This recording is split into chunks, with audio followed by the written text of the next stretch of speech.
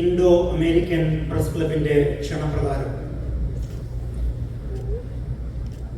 ഈ വേദിയിലേക്ക് കടന്നു വന്ന എല്ലാ ഗ്രേറ്റർ ഹ്യൂസ്റ്റൺ മലയാളി സുഹൃത്തുക്കൾക്കും വിനീതമായ വന്ദനവും സ്വാഗതവും നേരുന്നു. ഇവിടെ ക്ഷണിക്കപ്പെട്ട അതിഥികളായി നമ്മുടെ കൂടെ Fort Bend County judge KP George, judge Julie Mathew, Stafford City mayor Ken Mathew, attorney Mathew Vairamon, reverend doctor Joy Varghese,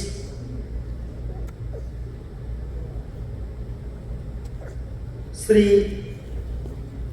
Sasidharan Nair, captain Manoj Pookkorayil, Shiny Wilson and Wilson, ഇവരെ ഹാർദവമായി സ്വാഗതം ചെയ്യുന്നു.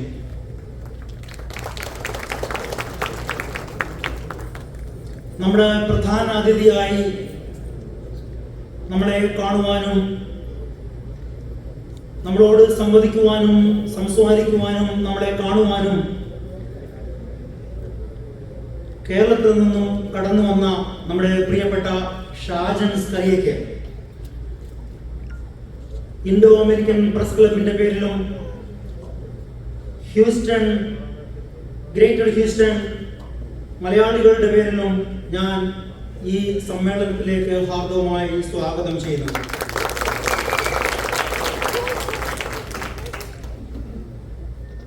ശ്രീ ഷാജൻ സ്കറിയയെ പറ്റി രണ്ടു വാക്ക് പറയാതെ ഇവിടെ നിന്ന് ഇറങ്ങിപ്പോകുന്നത് ഒരിക്കലും അഭികാമ്യമല്ല എന്നതുകൊണ്ട് എൻ്റെ പ്രിയ ശ്രീ ഷാജൻ സ്കറിയയെ പറ്റി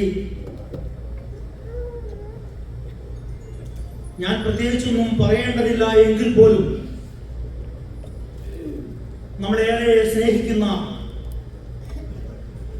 നമ്മളേറെ കേൾക്കുന്ന, നമ്മളേറെ വിശ്വസിക്കുന്ന ഒരു മനോഹരമായ വാർത്താ അവതാരകൻ മാത്രമല്ല, ഒരു സ്നേഹസമ്പന്നനും സാധാരണക്കാരനും കൂടിയായ ശ്രീ ഷാജൻ സ്കറിയയെ എൻ്റെ ഒരു സുഹൃത്തും നമ്മുടെ ഈ സമ്മേളനത്തിലേക്ക് കടന്നു വന്നതിലും ഞാൻ അതിയായി സന്തോഷിക്കുന്നു.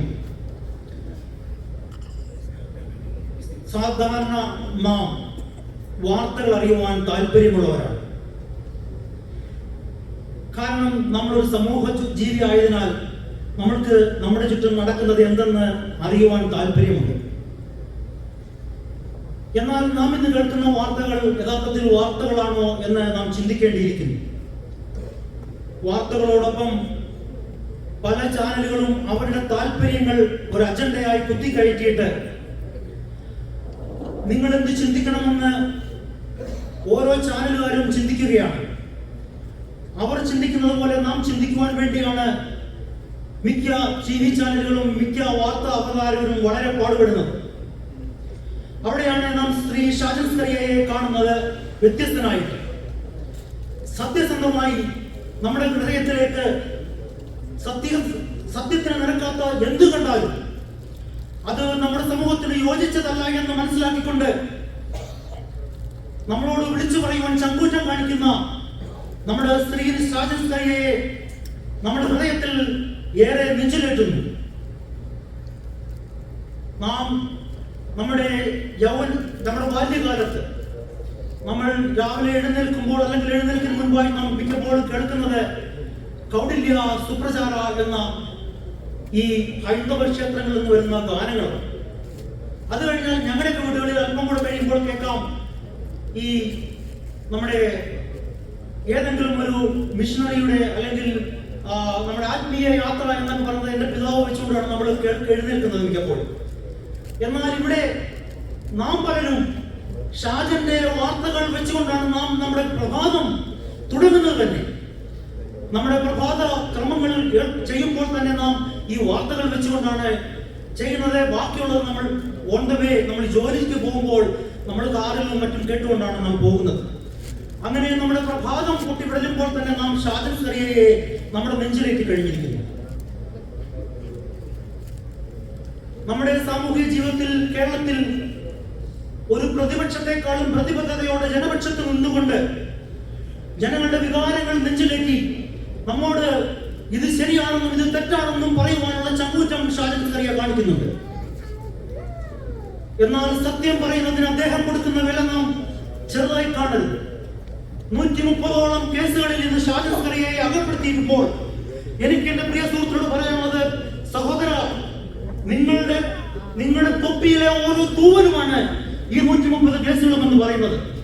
കാരണം സത്യത്തിനു വേണ്ടി, ജനങ്ങൾക്ക് വേണ്ടി, സമൂഹത്തിന് വേണ്ടി, സമൂഹ നന്മയ്ക്ക് വേണ്ടി ശ്രീ ഷാജൻ സ്കറിയ പോരാടുമ്പോൾ അത് എനിക്കോ നിങ്ങൾക്കോ ചെയ്യുവാൻ കഴിയാത്ത ഒരു കാര്യമായതിനാൽ, എനിക്ക് അത് പറയുവാനുള്ള ധൈര്യമില്ലാത്തതിനാലായിരിക്കാം നാം പറയാത്തത്.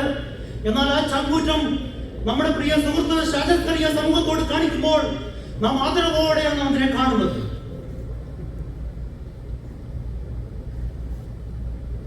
നമ്മുടെ അമേരിക്കൻ ജീവിതം നഴ്സുമാർ എന്ന് പറയുന്ന ഒരു വിഭാഗത്തെ ഒഴിച്ചു നിർത്തിക്കൊണ്ട് നമുക്കൊരിക്കലും ചിന്തിക്കുവാൻ കഴിയുന്നതല്ല.